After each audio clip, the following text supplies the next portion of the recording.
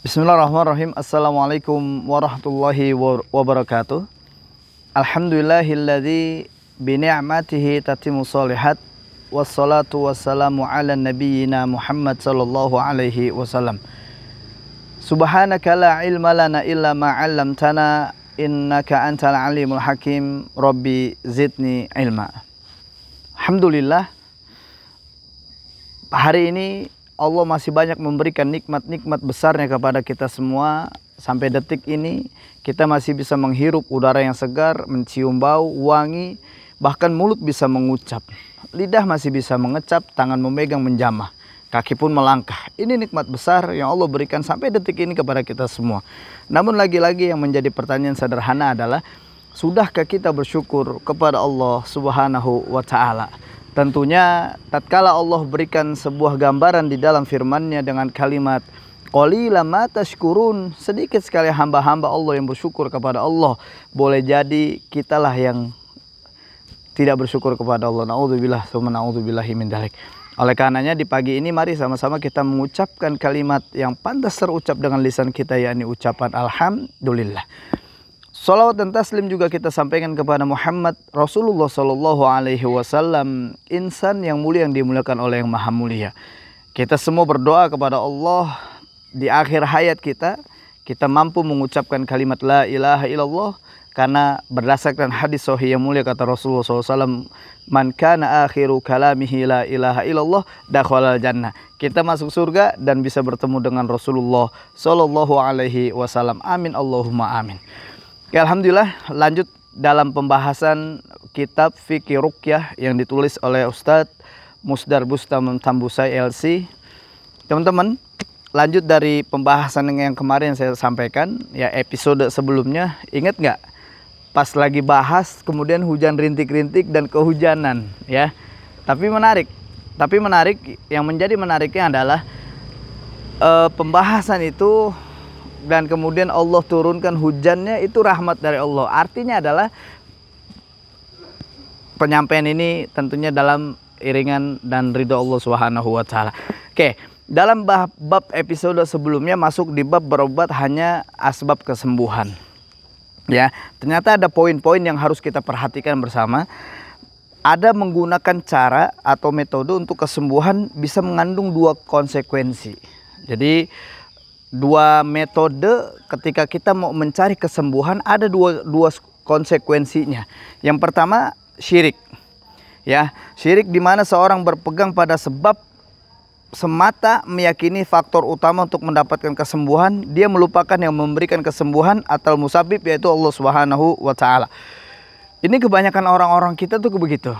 Jadi ketika kita berobat, kemudian ketika kita datangi satu tempat pengobatan, misalkan datang ke saya berobat ke saya, kemudian saya bantu dengan ruqyah, dan orang itu mengatakan, Ustadznya bisa nyembuhin, ini salah.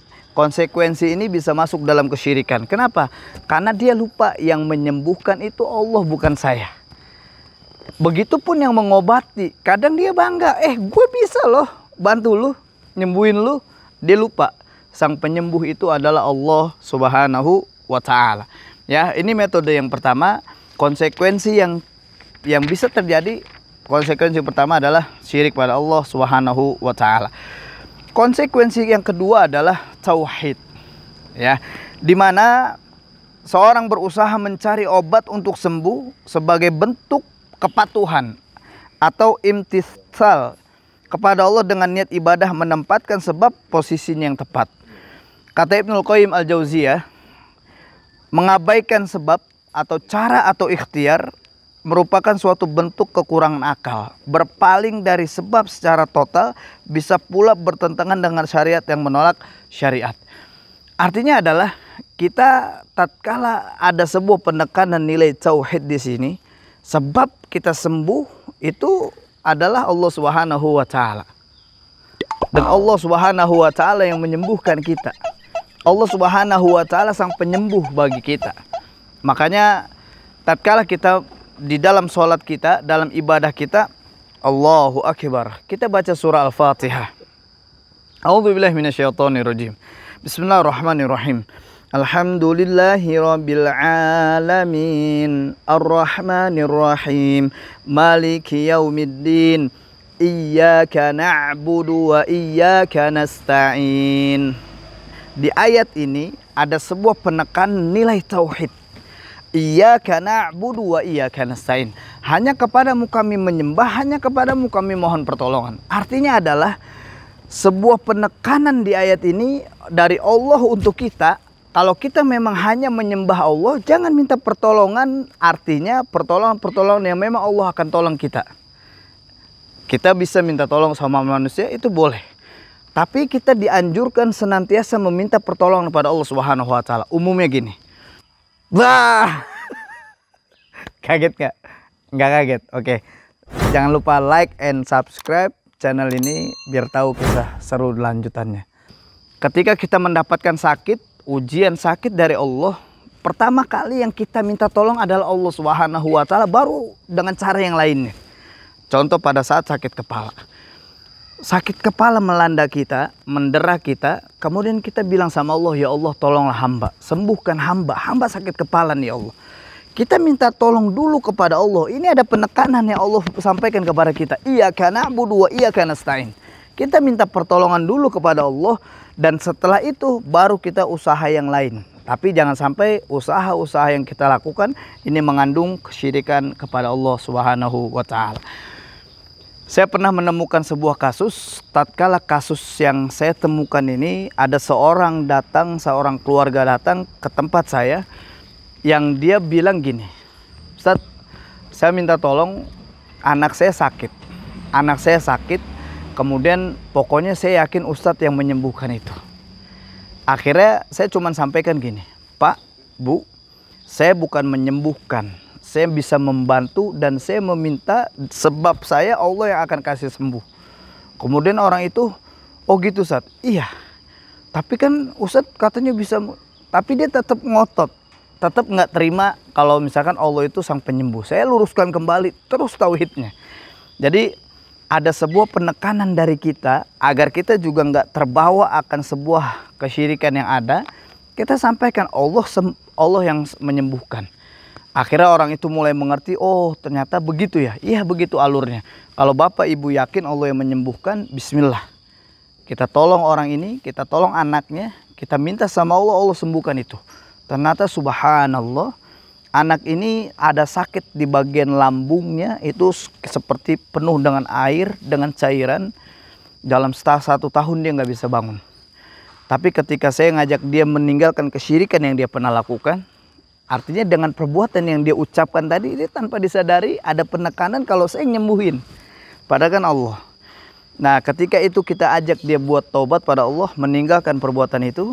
Dan akhirnya dengan izin Allah, ketika dibacakan ayat-ayat Quran, kemudian perut yang dirasakannya itu, sakit yang dirasakannya itu hilang. Tentunya ini atas izin Allah Subhanahu wa ta'ala.